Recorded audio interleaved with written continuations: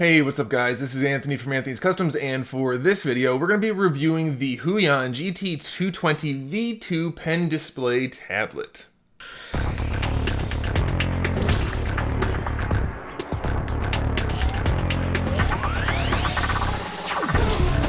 So this tablet is the big brother to the pen display that I reviewed last year. That was the GT-190. This is the GT-220, and this thing it's pretty fantastic. So let's go ahead and talk about some of the specs. Primarily, this is called the 220, so you might think it's 22 inches, and it is overall, but the display itself is 21.5 inches. It is a 16:9 ratio, so just standard widescreen, so that's a good thing.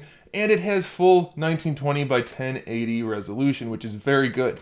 Now, the other thing you might be wondering is, what about the viewing angle? That is often a problem for graphics tablets or even televisions in some cases. This does have an IPS display, which means it's going to be kind of along the lines of your LG televisions that aren't OLED. It's got a great viewing angle, 178 degrees. You can look at it basically from anywhere with basically no distortion. So that's really good. Now, IPS displays do have slightly less vibrance. They're slightly less color rich, but I haven't really noticed too much of an issue. It's not a problem, especially when you're going to put your face right up against the screen like you will with one of these. It's really not a big deal.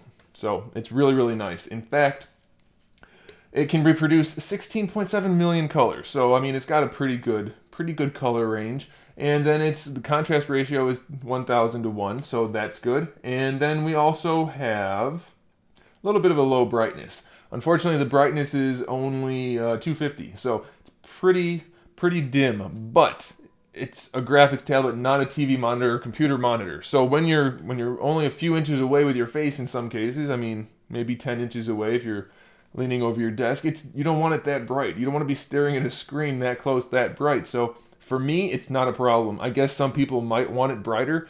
I can't really imagine wanting that.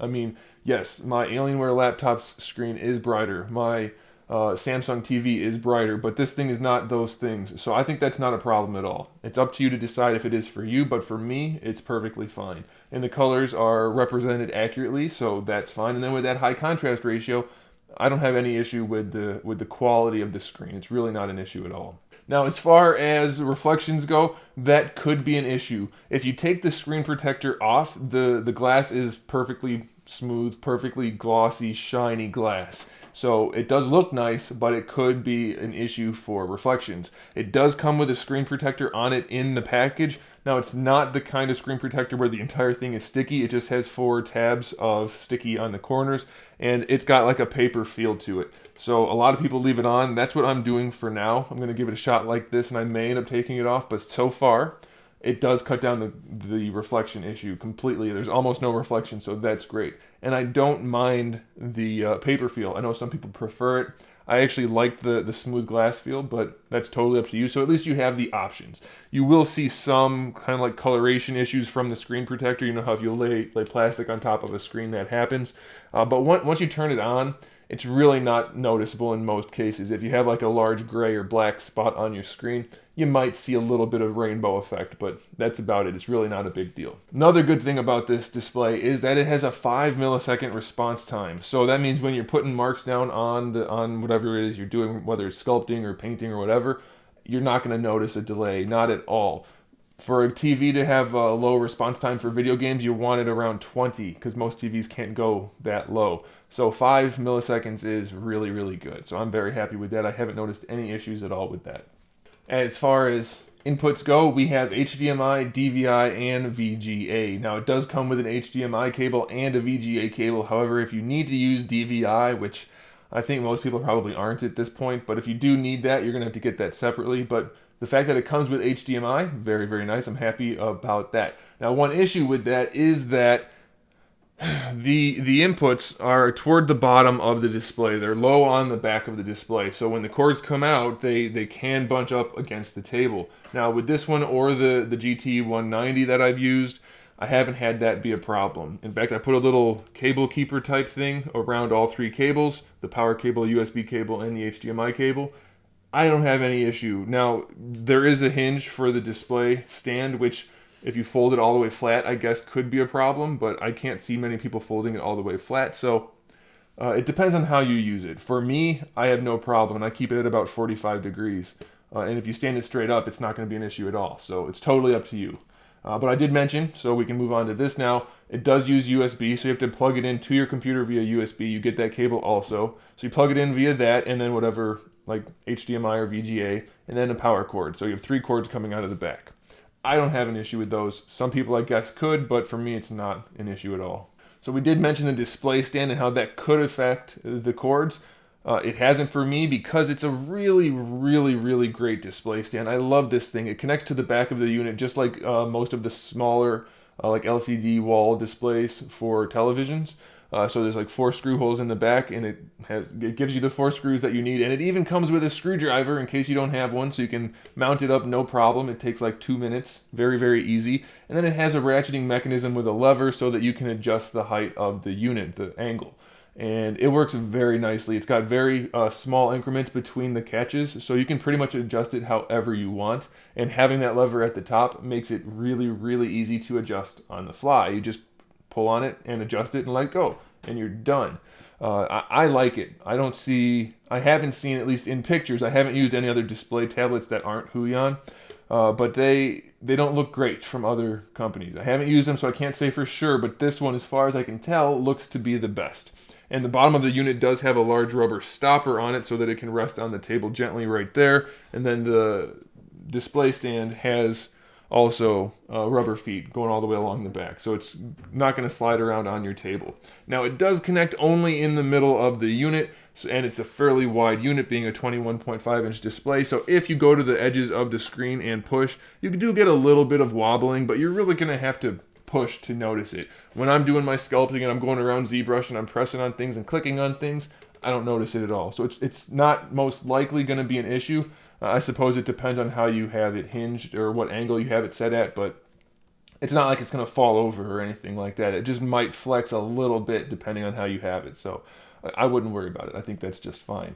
Now, the last thing to mention about the unit itself is that it does not have any express keys, which for me is not an issue. I don't use them. I always just use hotkeys on my keyboard. So that's what I prefer, so that works out for me. Some people really do like express keys. This doesn't have it. It has a few buttons for monitor settings, but that's it. So if that's a deal breaker for you, then there you go. But for me, I have no use for for express keys, so it's fine. Now, we probably should talk about the pen. The pen's kind of an important part of a pen display tablet. So you actually get 2 pens in this package. It's pretty awesome. Having an extra pen's nice, even though they last 800 continuous hours on a charge. Not from like when you're done charging it, from when you're using it. Let's say you use it for 2 hours. You can do that 400 times before it runs out of juice. Supposedly, I haven't been able to test that yet, but supposedly it'll last that long. It takes about an hour to charge, and it does give you, or they do give you, the cable to charge it in the package. It's just a little USB charging cable, so it's pretty convenient. The pens do have 2048 levels of sensitivity, which it's very nice. It's pretty much standard for these kind of tablets. Now, the one thing I have an issue with for these pens, as you're making a stroke and you lift your hand off the stroke, sometimes in some software it will kind of do a step. Instead of just being a nice feathering off into nothingness type of stroke, it will sometimes give you a little bit of a step.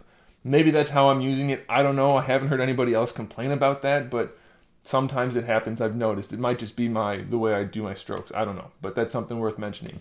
The pens do have 2 buttons on them, which are assignable, so that's useful. You also get 8 nibs, 8 nib replacements if you happen to wear them down. I've never worn down a nib, especially on display tablets, so I don't know. I guess somebody who does it professionally all the time could, but you have 8 and a puller to replace the nibs if you need to, so that's convenient. And you have a little pen holder thingy that you can set the pens on, and that's where you keep the nibs also. The last thing to mention is that within this package you do get an artist glove, which is convenient because if you didn't, you'd have to buy one. Because on a display tablet, unless you keep the screen protector on and don't mind getting skin grease on that, which I guess you could make the argument, you're going to want to use the artist glove. Now, your hand will move smoothly across the screen protector, but if you take that screen protector off and are not using an artist glove, you will definitely end up getting catches on your screen as you slide your hand across. So having the artist glove in there is very nice, and it's a very nice glove. It fits my hand wonderfully. It's a little bit snug, so it should fit smaller people's hands okay too. And it's made well. I've had the glove from the GT-190 for a year now, and it hasn't really worn at all. So that's it. That's all of the official stuff. The last thing to talk about is just that it looks very nice. It's got a nice silver bezel going all the way around, and it's got nice build quality. I mean, I guess it could be nicer. It's not quite the same level as my television, which is a lot more money, but you know, it's for what it is. It's very, very solid. I haven't had any issues with it at all, and the build quality is nice. The buttons all press well, so I'm very, very happy with it. I couldn't be more satisfied. And here's the thing, at this price point, there's really not a competitor that appears to be better. I haven't used any other brands, but I've looked at them, especially the more expensive brands. The leading brand, for instance, is the Wacom Cintiq, which is, at this size, more than double the price. I haven't used it, so I can't make a direct comparison, but at more than double the price, I can't see how this isn't going to be a competitor, practically speaking. Is that one technically better? I don't know, but at more than double the price, this one is definitely going to be worth giving a shot, I think. I'm very happy with it. I'm thoroughly satisfied with it, so there you go. The other thing to mention is that if you're not interested in a pen display tablet where you have to actually work on the screen you're looking at, if you like the kind of situation where you're just using a tablet on the desk and looking at your own display, Huion does have a new product coming out called the Q11K, which is a wireless tablet, and it's a larger format, so it's got some pretty good size to it, and again, it's wireless, so you're not going to be encumbered by any cables, and it does have some express keys and things. So if you're interested in that, it's coming in at a really low price for what it is. I'm not getting a commission for saying any of this, by the way. I'm just letting you guys know I'm very happy with the products. So if you're not into this, you might be into that. It's not my thing because I like the displays, but you might want to check it out. Link is in the description below. It's just their website link, so click on it and check it out. But if you're interested, it's a really, really great price for a product like that, so go ahead and check it out. So thanks for watching, guys. Make sure you subscribe to the channel. I have new videos up every single day. We talk about all kinds of different things, sometimes even electronics, but usually action figures or movies or TV shows or video games or all kinds of fun stuff like that. So make sure you click that subscribe button, click that little bell to turn on notifications, give the video a thumbs up if you liked it, and in the meantime, keep collecting.